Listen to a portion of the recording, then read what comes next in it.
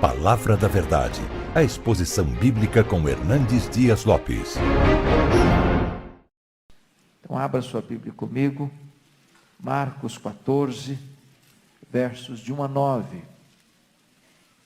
Marcos 14, de 1 a 9.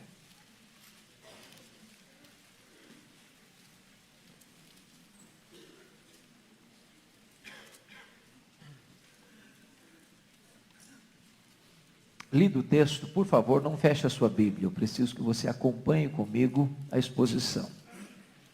Se você tem o hábito de carregar dentro da sua Bíblia um pedaço de papel, e no seu bolso, na sua bolsa, uma caneta, sugiro a você anotar. Porque o papel mais amarelo e a tinta mais fraca é mais fiel do que a memória mais prodigiosa. Quando você anota, você rememora. E quando você rememora, você fixa. Logo hoje, né? Não tem problema. Aguça a memória então, se você não tem caneta nem papel. Marcos 14, de 1 a 9. Está escrito assim: dali a 2 dias era Páscoa, e a festa dos pães asmos. E os principais sacerdotes e os escribas procuravam como prenderiam a Jesus à traição e o matariam. Pois diziam: não durante a festa, para que não haja tumulto entre o povo. Estando Jesus em Betânia, reclinado à mesa, em casa de Simão o leproso, veio uma mulher trazendo um vaso de alabastro, com preciosíssimo perfume de nardo puro, e quebrando o alabastro, derramou o bálsamo sobre a cabeça de Jesus. Indignaram-se alguns entre si, diziam: para que este desperdício de bálsamo? Porque este perfume poderia ser vendido por mais de 300 denários e dar-se aos pobres. E murmuravam contra ela. Mas Jesus disse: deixai-a, por que a molestais? Ela praticou boa ação para comigo, porque os pobres sempre os tendes convosco, e quando quiserdes, podeis fazer-lhes bem, mas a mim nem sempre me tendes. Ela fez o que pôde, antecipou-se a ungir-me para a sepultura. Em verdade vos digo, onde for pregado em todo o mundo o evangelho, será contado o que ela fez para a memória sua. Amém. Meus irmãos, o contexto aqui é de 2 dias antes da Páscoa.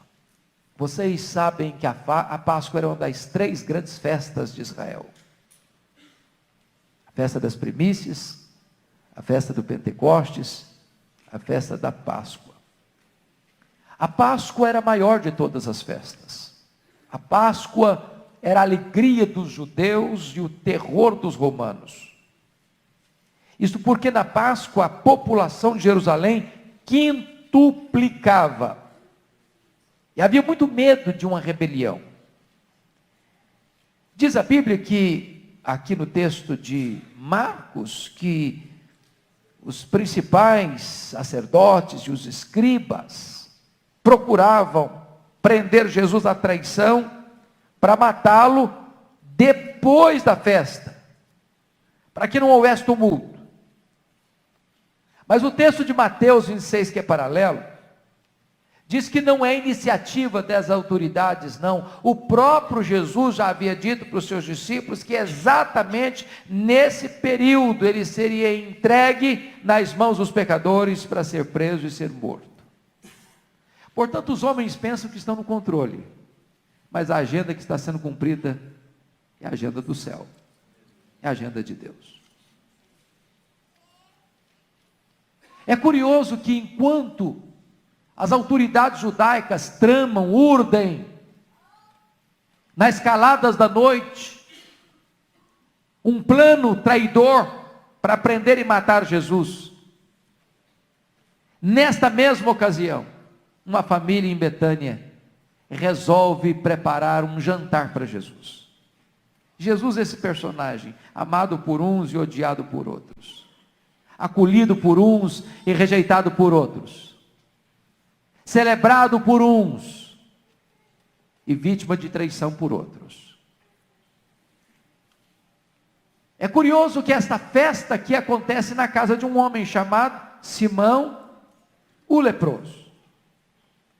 E é curioso isso, porque a Bíblia não dá apenas o nome desse homem, a Bíblia adjetiva este homem como o leproso. E eu pergunto a vocês, esse homem ainda era leproso? Há alguma possibilidade desse homem ser leproso? Que evidências você e eu temos, à luz da Bíblia, para dizer que esse homem não era leproso? Porque se o fosse, ele não poderia estar em casa. Se o fosse, ele não poderia conviver com a família. Se o fosse, ele não poderia receber ninguém para um jantar. Se o fosse, ele teria que estar num leprosário. Mas se esse homem fora leproso, mas não era mais leproso, por que o nome dele é Simão, o leproso? Para alertar-nos sobre um risco, um perigo gravíssimo, ainda hoje. O perigo de rotular as pessoas. Nós temos essa mania de carimbar as pessoas, de gerar nelas uma tatuagem existencial, de carimbá-las com marcas indeléveis. E muitas vezes, meus irmãos, esse rótulo não serve mais, não tem sentido mais, não é apropriado mais, mas os rótulos ficam. Os rótulos ficam. Vale destacar que neste jantar, um personagem se destaca. Em Mateus, esta mulher é incógnita, não tem nome. Em Marcos, esta mulher não tem nome. Mas no texto de João, capítulo 12, também paralelo desses dois evangelhos sinóticos, essa mulher tem nome. Essa mulher é Maria, irmã de Marta e de Lázaro. E esta mulher aparece apenas 3 vezes na Bíblia, apenas 3 vezes. A primeira delas, lá em Lucas capítulo 10. E lá essa mulher está sentada aos pés de Jesus para aprender. A segunda vez que essa mulher aparece na Bíblia é em João capítulo 11. E lá também ela está aos pés de Jesus para chorar. A última vez que essa mulher aparece na Bíblia é aqui.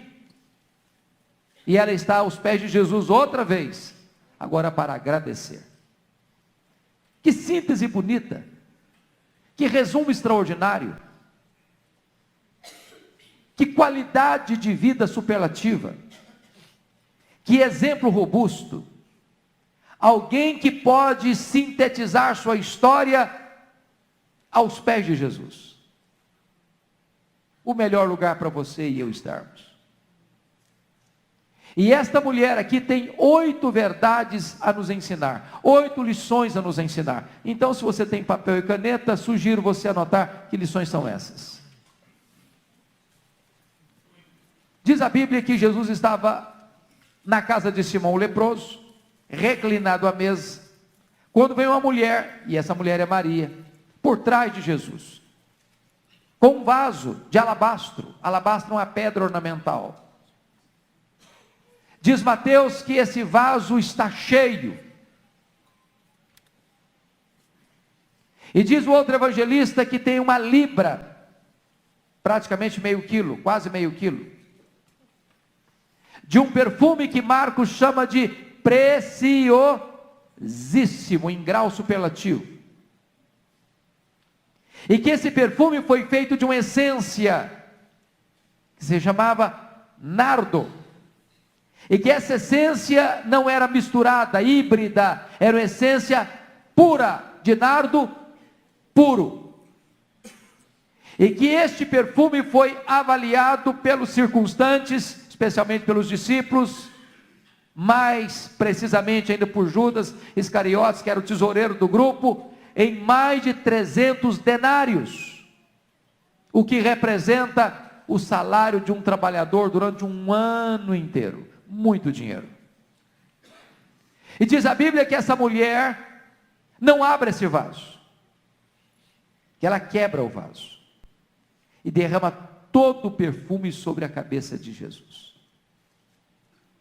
E diz João que a casa se enche do aroma desse perfume, e que esse perfume escorre sobre o corpo de Jesus, e que ela pega e enxuga os pés de Jesus com os seus cabelos.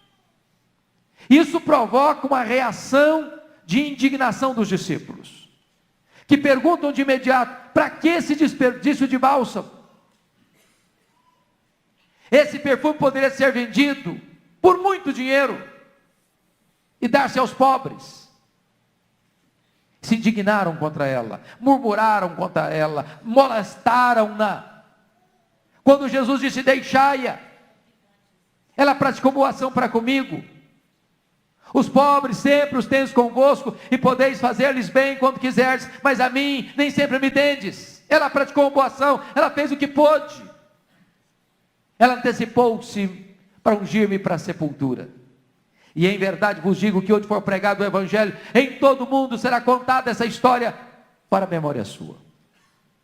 Que verdades Maria pode nos ensinar aqui? Destaco 8 delas, e eu sugiro que você anote. Primeiro, olhe comigo o versículo 8. Ela fez o que pôde. Você pode repetir essa frase comigo? Ela fez o que pôde. Você já parou para perguntar se você, se eu, se nós estamos fazendo para Jesus tudo o que nós podemos? Honestamente, pergunte ao seu coração: você está fazendo para Jesus tudo o que você pode? Às vezes nós estamos aquém, às vezes nós fazemos até relaxadamente, às vezes fazemos pouco demais. Às vezes nós fazemos para Deus aquilo que não nos custa nada. Às vezes nós somos relapsos, descuidados, desatentos. Damos as sobras para Ele. Eu pergunto a você: você tem feito tudo o que você pode? Seus dons, seus talentos, seu tempo, seus recursos. Quando eu penso nisso, me vem à memória a história dos morávios. Os morávios começam um grande movimento, irmãos, em 1723, com o conde Ludwig von Zinzendorf, na Alemanha. Eles começaram uma reunião de oração que durou 100 anos, ininterruptamente, 100 anos. 24 horas por dia em oração. Uma geração que teve o seu coração despertado, não só para a oração, mas para a obra missionária. Cada 25 moravianos sustentavam um missionário fora da Alemanha. Eram muito pobres. E é uma história linda de 2 jovens, que não tendo dinheiro para investir na obra missionária, sabendo que havia etnias tão longínquas, que trabalhavam como escravos, mas que não tinham acesso ao Evangelho, esses 2 jovens se venderam como escravos, se despediram da família, pagaram a passagem de navio, e embarcaram para aquela etnia, para serem escravos, junto com os escravos, para dar-lhes a bênção e a oportunidade de ouvir o Evangelho da graça de Deus. Tem hora que eu olho para uma cena dessa e pergunto: será que eu estou fazendo o que eu posso? Maria fez o que pôde. Segundo lugar, Maria me ensina. Olha comigo o versículo 3.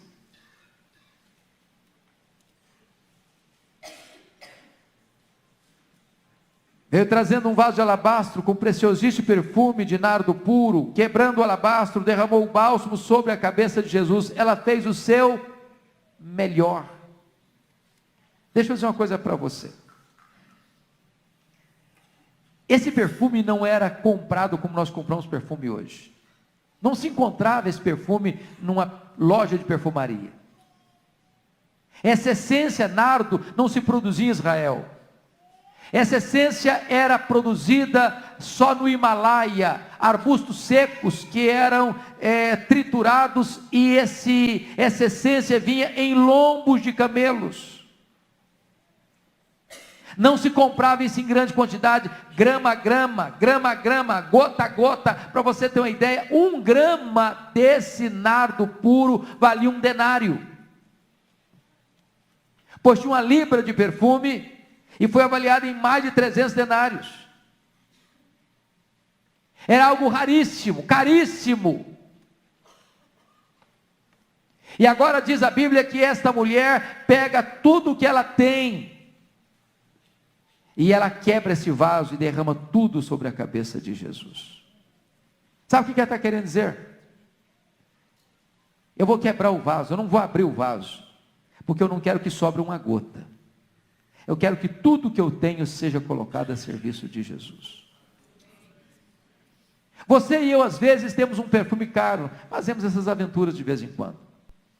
Mas quando você ousa comprar um perfume caro, como é que você usa? Como é que você usa?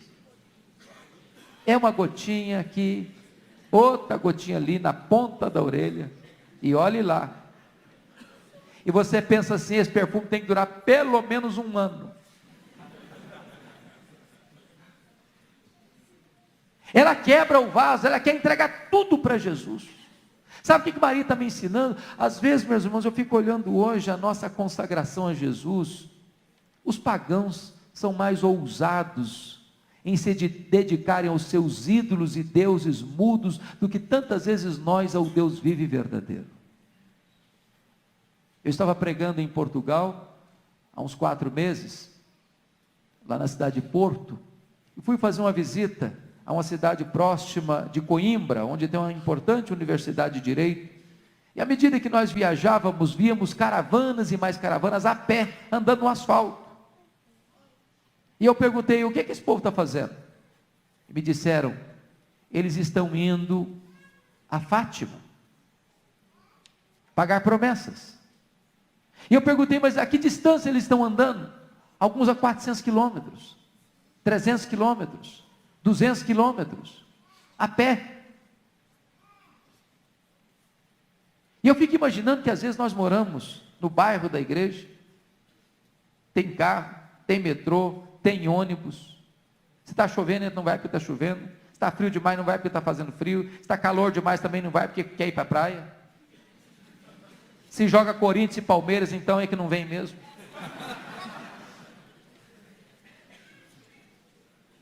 Já parou para pensar nisso? Eu estava lendo a história de uma mulher na Índia, que caminhava pela estrada com 2 filhos, um doente nos braços, e outro do lado, saudável, e alguém aborda aquela mulher e pergunta, o que a senhora está fazendo, caminhando com esses meninos pela estrada fora? E ela respondeu, eu estou indo ao Ganges, oferecer um desses filhos aos deuses. Você sabe que na Índia tem mais de 1 milhão de deuses. E a pessoa perguntou para ela, mas qual desses filhos a senhora vai oferecer para Deus? E ela perguntou, o que você acha? É claro que o melhor, é claro que o saudável. Certamente Deus não aceita sacrifícios humanos, mas eu quero enfatizar com isso, que às vezes os pagãos são muito mais zelosos em servirem aos seus deuses, do que nós em servirmos ao Deus da nossa salvação. Maria fez o que pôde, Maria fez o seu melhor. Terceiro lugar, Maria fez sacrificialmente. Sacrificialmente. Pense comigo nisso, e talvez você já deve ter feito essa pergunta, se Betânia era uma aldeia pobre, se Maria era uma moça pobre, como é que uma moça pobre investe mais de 300 denários num perfume? Não parece um exagero? Por mais rico ou mais pobre que você e eu sejamos, nenhum de nós hoje investe 1 ano de trabalho num perfume, por mais famoso que seja esse perfume. Mas como então ela fazia isso? Na verdade, ela comprava esse perfume gota a gota, grama a grama, e acondicionando nesse vaso de pedra de alabastro. Para quê? porque essa era a cultura israelita. A moça fazia isso paulatinamente, pouco a pouco, para o dia mais esperado da sua vida, para o dia das suas núpcias, para o dia mais feliz, mais desejado, mais celebrado da sua história. Sabe o que ela está dizendo? Aquilo que é mais importante para mim, aquilo que eu quero reservar para o dia mais importante da minha vida, aquilo que vai ter maior significado na minha história, eu quero colocar a serviço de Jesus. Quero fazer sacrificialmente. O que você tem feito para Jesus que você poderia dizer, eu estou fazendo algo sacrificial para Jesus? Essa é a marca da sua consagração. Essa é a natureza da sua gratidão. Essa é a expressão robusta do seu amor por Ele. O que é que você tem feito que tem o carimbo, a marca de algo que é sacrificial? Vamos recordar as 3 coisas primeiras? Ela fez, primeiro, o que pôde. Segundo, ela fez seu melhor. Terceiro, ela fez sacrificialmente. Quarto, ela fez apesar das críticas. Preste atenção comigo, os versos 4 a 6. Indignaram-se alguns entre si, diziam, para que este desperdício de bálsamo? Porque este perfume poderia ser vendido por mais de 300 denários e dar-se aos pobres, e murmuravam contra ela. Mas Jesus disse, deixai-a, porque a molestais. Ela praticou boa ação para comigo. Irmãos queridos, eu nunca vi ninguém fazer algo de valor para Deus, sem enfrentar críticas. Quem tem medo de crítica não faz nada para Deus. Quem tem medo de críticas não realiza nada de relevante no mundo. O apóstolo Paulo chegou a dizer que se ele quisesse agradar a homens, ele já não seria servo de Cristo. Às vezes, irmãos, a gente fica com muito mais medo de crítica do que agradar a Deus. Até no culto, sabia? Você está num momento de adoração, de louvor. Às vezes você quer ter um gesto espontâneo de adoração, você fica com medo, mas se eu levantar a mão aqui, vão me achar que eu sou exagerado, mas se eu falar um glória a Deus, vão achar que eu também estou meio descontrolado emocionalmente, se eu chorar então, vão me achar que eu sou piegas, e aí você se controla, e você se ingessa, e você se ossifica, você está com mais medo que o outro vai pensar de você, do que em expressar seu amor para Jesus.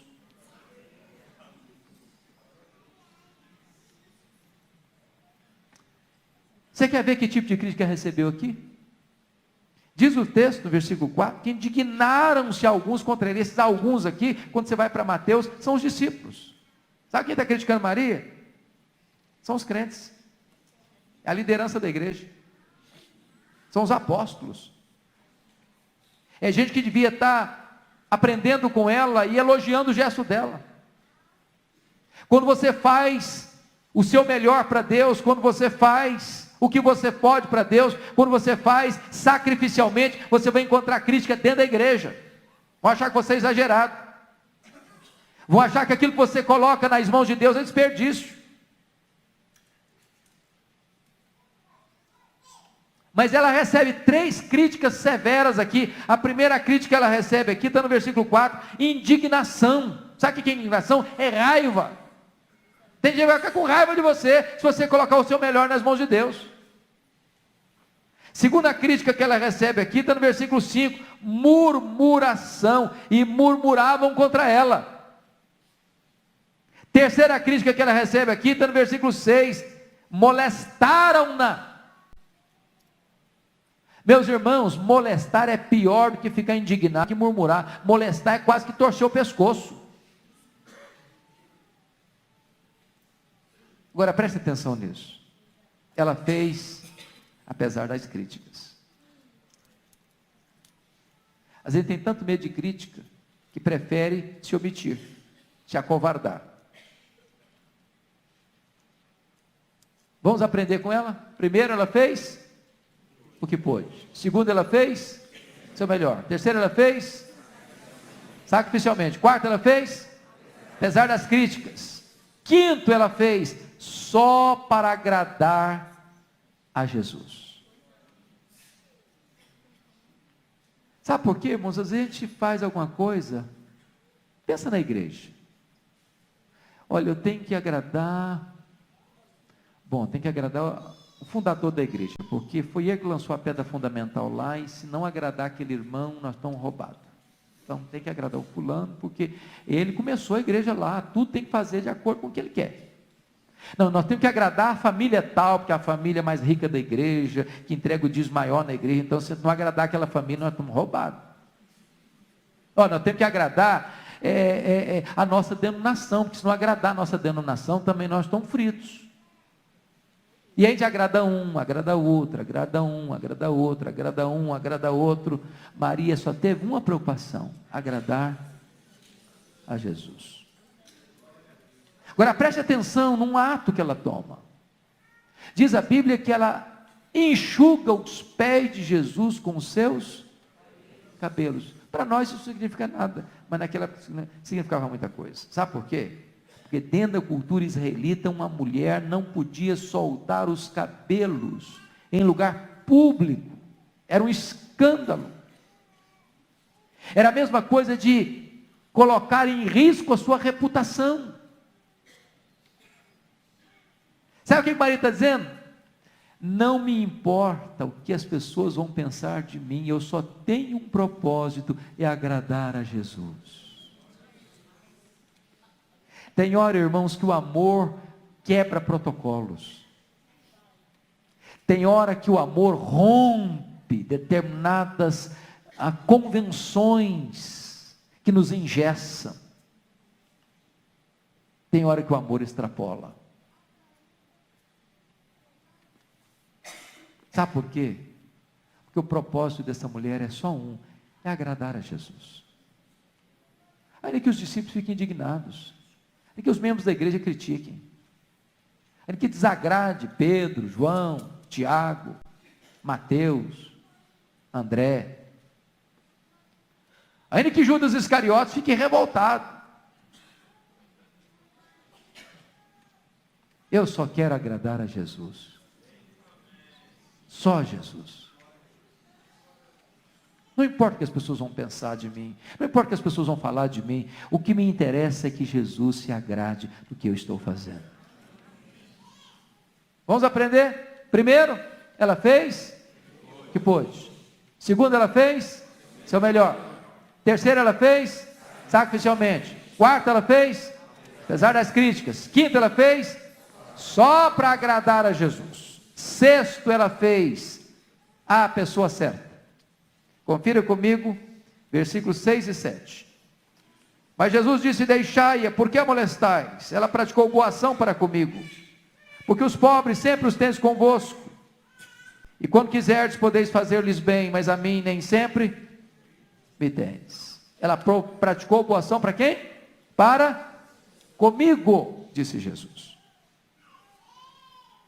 Aí você pergunta assim: será que Jesus está dizendo com isso que cuidar dos pobres não é importante? Será que Jesus está dizendo que então praticar boa ação para com os pobres não é urgente? Será que cuidar dos pobres é algo secundário? É isso que Jesus está ensinando aqui? Absolutamente não.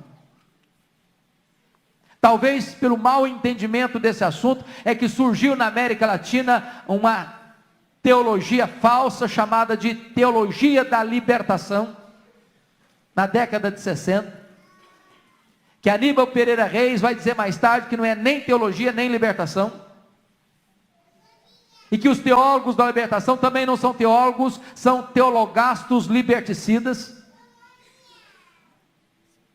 porque gerou o entendimento seguinte, de que reino de Deus, como dizia Leonardo Boff, é panela cheia,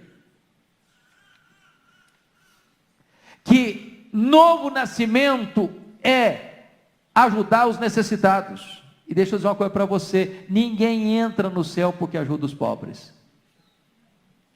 ninguém vai para o céu porque dá pão ao faminto, dá roupa ao nu. Em outras palavras, ajudar os pobres tem que ser decorrência do seu amor por Jesus e não um substituto do seu amor por Jesus. Ajudar os pobres é fruto do seu novo nascimento e não um substituto dele. Você ajuda os pobres e socorre os pobres, é porque você foi transformado pela graça de Deus, e você quer expressar a sua gratidão a Deus, então você o faz, mas não você ajuda os pobres para alcançar o favor de Deus. Não, você ajuda os pobres, não é para alcançar o favor de Deus, é para demonstrar a sua gratidão a Deus, pela salvação de graça que você recebeu de Deus. Se Jesus não for a nossa motivação, nós podemos fazer algo bom com a motivação errada. Eu posso ajudar alguém para me engrandecer, eu posso ajudar alguém para tentar merecer, eu posso ajudar alguém para querer ganhar pontos diante de Deus, e esta obra pode ser boa aos olhos dos homens, mas é egoísta aos olhos de Deus. Por isso Maria fez a pessoa certa. A pessoa certa. Vamos recordar? Ela fez o que pôde. Ela fez, isso é melhor. Ela fez sacrificialmente. Ela fez, apesar das críticas. Ela fez só para agradar a Jesus. Ela fez a pessoa certa. Sétimo lugar, ela fez no tempo certo. Olha comigo o versículo 8. Ela antecipou-se a ungir-me para a sepultura. Pense comigo nessa cena. Quantos dias nós estamos antes da Páscoa aqui? 2 dias. Foi desta reunião que Judas Iscariote saiu para vender Jesus por 30 moedas de prata. Foi desta reunião que Jesus saiu para daqui a 2 dias, num domingo, entrar em Jerusalém. A cidade estava com a sua população quintuplicada. E Jesus entra. E a multidão vai gritando e cantando à frente dele, dizendo: Hosana, Hosana, bendito que vem em nome do Senhor. E ele vai descendo o Monte das Oliveiras, atravessa o Vale do Cedron, começa a mergulhar no sopé do Monte Moriá, onde estava o templo majestoso, magnificente. E diz o evangelista Lucas que então ele olha para a porta da cidade e começa a chorar. E o texto diz que chorou convulsivamente. Chorou porque Jerusalém não aproveitou o tempo da sua visitação. Chorou porque Jesus viu Jerusalém sendo massacrada pelos romanos. Chorou porque viu Jerusalém sendo dispersa pelo mundo, na maior dispersão de todos os tempos, desde o ano 70 até 14 de maio de 1948. Quando Jesus entra, ele não fala mais para o povo, ele não se dirige mais à multidão, ele se reúne apenas com os seus discípulos no cenáculo. E ali ele lava os seus pés, ali ele fala do seu amor, ali ele fala da casa do Pai, ali ele fala da segunda vinda, ali ele fala do derramamento do Espírito, ali ele fala da paz, ali ele ora por eles, ali ele institui a ceia, ali ele canta um hino, dali ele desce. Na medida que ele está descendo do Monte Sião, ele diz para os seus discípulos: nesta noite vós todos vos escandalizareis comigo, como está escrito: ferirei o pastor e as ovelhas ficarão dispersas. E Pedro olha para Jesus e diz: Senhor, de modo nenhum. Ainda que todos te abandonem, eu jamais. Por ti darei minha própria vida. Eu estou pronto a ir contigo para a prisão e até para a morte. E Jesus olha para ele e diz: em verdade te digo, Pedro, que nesta mesma noite, antes que o galo cante, tu me negarás 3 vezes. E Jesus então atravessa o Vale do Cedron, mergulha nas fraldas do Monte das Oliveiras, onde estava o jardim do Getsêmani, prensa de azeite, e diz a Bíblia que ele deixa para trás 8 dos seus discípulos, avança um pouco mais com Pedro, Tiago e João e diz para eles: a minha alma está profundamente triste até a morte, ficai, vigiai comigo. E diz a Bíblia que Jesus avança um pouco mais, prostra sobre os seus joelhos, com lágrimas, molhando o chão com as suas lágrimas, e clamando ao Pai: se possível, passe de mim este cálice. E ele faz isso 1, ele faz isso 2, ele faz isso 3 vezes. E diz a Bíblia que quando Jesus se volta para os discípulos, eles ainda estão dormindo, e ele diz: ainda dormis e repousais, acordai, vamos-nos, o inimigo se aproxima. Ali Jesus é preso, dali Jesus é levado à casa do sumo sacerdote, ali ele é cuspido, ali ele é esbordoado, dali ele sai condenado por 2 gravíssimos crimes: blasfêmia contra Deus, conspiração contra César. Sexta-feira cedinho, levam Jesus ao pretório romano. Pilatos, covardemente, agindo contra a sua consciência, condena Jesus à morte, e morte de cruz. Às 9 horas da manhã, o Filho de Deus é estendido naquele leito vertical da morte, suspenso entre a terra e os céus. Do topo daquela cruz, ele profere 7 palavras. Às 3 horas da tarde, ele rende o seu espírito nas mãos do Pai, ele morre. Antes do amanhecer, ele é sepultado. Chega o sábado, o silêncio da morte. Quando chega domingo, bem de manhã, as mulheres ainda no anoitecer, saem para ir ao túmulo de Jesus, para quê? Para embalsamar com perfumes o corpo de Jesus. Quando chegam, a pedra está removida, rolada do túmulo, o túmulo está aberto, o túmulo está vazio, o anjo está sentado na pedra e pergunta para as mulheres: o que é que vocês vieram procurar entre os mortos? Aquele que está vivo, ele não está mais aqui, ele ressuscitou. Sabe o que o anjo disse para as mulheres? Ele não precisa mais de unção, ele não precisa mais de bálsamo, ele não precisa mais de unguento no seu corpo, ele está vivo. Vocês perderam uma oportunidade, agora é tarde demais, tarde demais.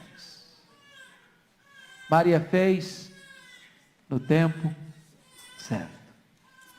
Sabe o que eu aprendo aqui, irmãos? Há determinadas coisas na vida que ou nós fazemos agora ou não podemos fazer nunca mais. Tem coisa que se você deixar para depois, você não consegue fazer mais.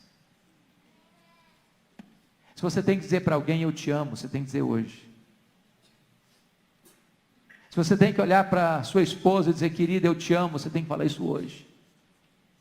Se você tem que dar um abraço ao seu marido, dê hoje. Se você tem que falar para o seu pastor eu te amo, fale hoje. Se você tem que botar seu filho no colo e dizer meu querido, minha querida, eu amo você, você é importante para mim, fale isso hoje. Sabe, irmãos, às vezes nós deixamos para depois, e esse depois é tarde demais. Uma das coisas que mais me chocam na cultura brasileira são os nossos funerais. Eu nunca vi tanta rasgação de seda como em funeral, nunca vi. É muito elogio. É o melhor pai do mundo, é a melhor mãe do mundo, é o melhor marido do mundo, é a melhor esposa do mundo, é o melhor filho do mundo, é o melhor amigo do mundo, mas o coitadinho está morto no caixão, não escuta mais nada. Talvez nunca escutou um elogio em vida. Há alguns anos eu fui num funeral em Vitória. Eu contei 63 coroas de flores, 63. Contrataram um caminhão só para levar as flores. E eu fiquei pensando, meu Deus, coitado do defunto. Não consegue cheirar nem um botão de rosa mais. Para que tanta flor para ele? Talvez para aliviar a consciência. Eu fiquei pensando se aquele homem tinha recebido pelo menos um buquê de flor enquanto estava vivo. Pensa comigo em Davi. Sabe quantos anos Davi ficou brigado com o filho dele, Absalão? 11 anos. 11 anos. Davi precisou fugir de Israel. Absalão precisou fugir de Israel. Seu pai estava perseguindo a ele. Com muito custo, o Joabe intercedeu e o Davi permitiu que o filho dele, Absalão, voltasse para Jerusalém. Mas Davi deu um recado: olha, pode até voltar, mas não quero ver a cara dele não. Não quero falar com ele não. Eu não quero que ele fale comigo não. Ele lá e eu cá. Depois de 7 anos, o Absalão mandou um recado para o pai dele. O Joabe vai lá e fala com meu pai o seguinte: se ele tem alguma coisa contra mim, que ele me mate, mas fale comigo. Eu não aguento esse silêncio, eu não aguento esse abismo. Eu não aguento essa mágoa. Eu não aguento ficar longe do meu pai. Eu não suporto isso, está me matando. Sabe o que Davi fez? Depois de 7 anos de mágoa, 7 anos de silêncio, recebeu o seu filho no palácio, deu um beijo no rosto dele e não falou uma palavra para ele. Absalão saiu dali e passou mais 4 anos, furtando o coração do povo. Depois de 11 anos, Absalão não queria mais o perdão do pai, ele queria matar o pai. Ele não queria mais reconciliação com o pai, ele queria tomar o trono do pai. E Davi tem que travar a mais amarga batalha de toda a sua vida contra o seu próprio filho. Ganhar a guerra é matar o filho, perder a guerra é morrer pelas mãos do filho. Nessa inglória batalha, diz a Bíblia, que Absalão morre. E Davi desabotou a alma em torrentes caudalosas de profissão de amor pelo filho. Absalão, meu filho Absalão, Absalão, meu filho, quem me dera ter dado a minha vida por ti. Tarde, Davi, muito tarde. Seu filho não consegue escutar mais as suas palavras. Maria fez no tempo certo. Vamos repetir? Ela fez que pôde. Ela fez seu melhor. Ela fez sacrificialmente. Ela fez, apesar das críticas, ela fez só para agradar a Jesus. Ela fez a pessoa certa. Ela fez no tempo certo. Finalmente, em 8º lugar, ela fez com reflexos para a eternidade. Olha o verso 9 comigo. Em verdade vos digo, onde for pregado em todo o mundo o Evangelho, será também contado o que ela fez para a memória sua. Hoje, 18 de julho, 2016, cidade de São Paulo, Brasil, templo da Igreja Presbiteriana de Pinheiros, exatamente às 21h25, mais uma vez essa profecia se cumpre. O que foi dito do recôndito de uma casa humilde na aldeia de Betânia, está sendo proclamado dos eirados da história, caindo hoje nos seus, nos meus ouvidos, porque o que ela fez com reflexos para a eternidade. Eu não sei se você pensa nisso, mas de vez em quando eu fico me perguntando, meu Deus, será que o que eu estou fazendo hoje vai ter algum reflexo nas futuras gerações? Pense um pouquinho, vamos pensar um pouquinho. Se Jesus não voltar antes, 50 anos depois que você morrer, que tipo de influência você vai continuar exercendo ainda? Você já pensou nisso? Parece-nos que a nossa geração só vive para si mesma. Nós plantamos sementes para nós mesmos comermos. Que tipo de atitude você tem? Que tipo de vida você tem? Que tipo de ministério você exerce? Que tipo de realizações você pratica que vai marcar as futuras gerações? Deixa eu dizer isso em outras palavras. Que frase resumiria sua vida? Que ficaria muito bem na lápide de seu túmulo? Que frase resumiria sua vida? Que alguém passando por lá, 20 anos depois, 30 anos depois, 50 anos depois, 100 anos depois, lendo aquela frase, olha, essa pessoa influenciou a sua geração. Está impactando a nossa geração ainda. Vocês já pararam para pensar nisso? Jesus disse o seguinte: onde for pregado o Evangelho em todo o mundo, a história de Maria vai ser contada para a memória sua. Eu quero terminar trazendo a memória esclarecida de vocês a história de um missionário inglês, David Livingstone. Este homem dedicou sua vida para trabalhar na África, dedicou a sua vida toda naquele glorioso e abençoado ministério. Certa feita, ele estava indo para uma obra missionária, um leão saltou em cima dele, e ele ficou com um defeito físico, seu braço direito mirrado. Alguém disse para ele: mas como é que você continua trabalhando na África, com tantos problemas, com tantas lutas, com tantas adversidades, o que motiva o seu coração? Ele respondeu: é a presença de Jesus comigo. Quando esse homem morreu, na África, os ingleses foram lá, para buscar o corpo dele, para levar para a Inglaterra, para sepultá-lo na Inglaterra. Os africanos disseram para os ingleses: vocês podem levar o corpo dele, mas o coração dele fica na África. Ele amou a África, o coração dele vai ser enterrado na África. Sabe o que fizeram? Abriram o peito dele, arrancaram o coração dele, e sepultaram o coração dele na África. Quando você vai a Malawi, lá tem uma catedral de chão batido, lá tem uma placa de bronze na parede,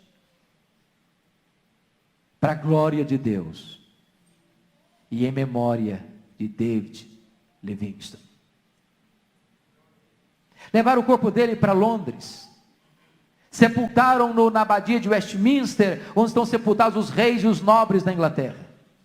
Sabe qual é o túmulo mais visitado em Londres, na abadia de Westminster? Não é o túmulo dos reis nem dos nobres, é o túmulo de David Livingstone.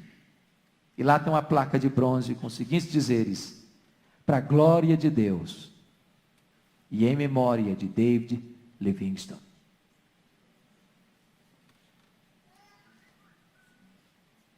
O que você está fazendo hoje está produzindo a glória de Deus? Como você está vivendo hoje trará às futuras gerações inspiração para continuar vivendo e servindo a Deus, para perpetuar a sua memória. É hora de nós aprendermos com essa mulher que viveu aos pés de Jesus, para aprender, para chorar e para agradecer. Esta mulher que fez o que pôde, fez o seu melhor, fez sacrificialmente, fez apesar das críticas, fez só para agradar a Jesus, fez a pessoa certa, no tempo certo, com reflexos para a eternidade. É assim que você quer viver?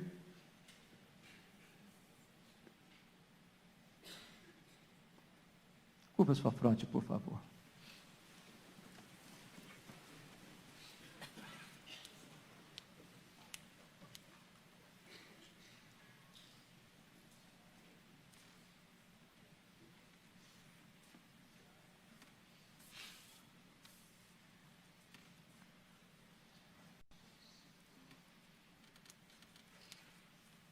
Não importa se você é um adolescente, uma criança, um jovem, um homem, uma mulher, ou se as cãs já brotaram, não importa. Deus desafia você e a mim hoje a vivermos de maneira superlativa, a vivermos não apenas para o nosso tempo, para a nossa geração, para os nossos dias, a vivermos com reflexos para a eternidade, a sermos influenciadores das novas gerações. Talvez até hoje você tenha feito poucas coisas, ou quase nada. E hoje você é desafiado a fazer o que você pode. Talvez você não tenha feito o seu melhor, e hoje você é desafiado a fazer o seu melhor para Deus. Talvez até hoje você não tenha feito nada que seja sacrificial, e Deus desafia você a fazer o que é sacrificial. Talvez você tenha muito medo da opinião dos outros, medo de críticas, e você dá marcha ré, é tímido, temeroso, mas hoje você é desafiado a fazer apesar das críticas. Talvez você queira agradar A, B, C ou D, a ala B, C ou D, ao grupo A, B, C ou D, ou você está sendo levado a agradar a tanta gente, que você acaba desagradando a Deus. Hoje Deus desafia você a só agradar a Jesus. Talvez a motivação precisa ser corrigida para você fazer a pessoa certa. E fazer no tempo certo. E fazer para que isso fique para a memória sua ao longo dos anos, das décadas e dos séculos. Hoje você quer colocar a sua vida diante de Deus para viver assim. Eu quero orar por você, e se você deseja fazer isso, eu convido você a ficar em pé, onde você está. Eu quero orar em seu favor.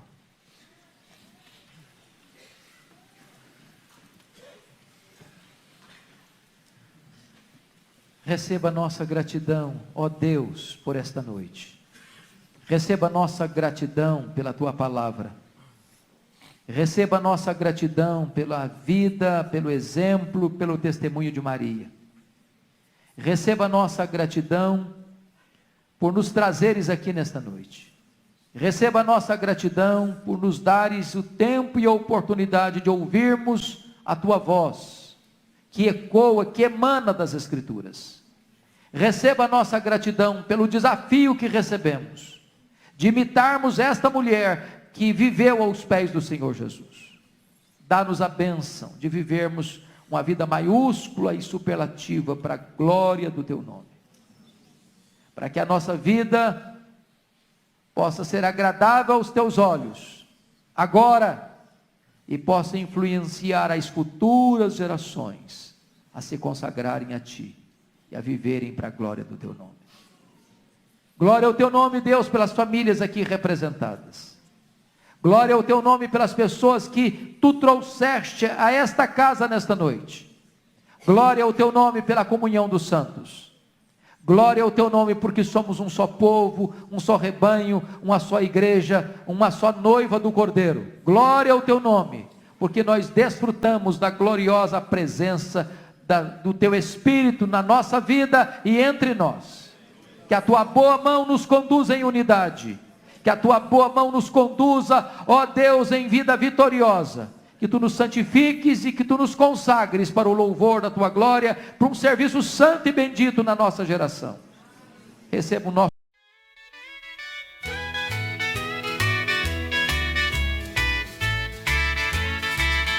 You've been working all night long. You deserve a little break. We better get you something yummy before your tummy starts to ache. I made you some cookies. They're fresh out of the oven. You've been working so hard. You deserve a little loving. Let me get you some milk and cookies.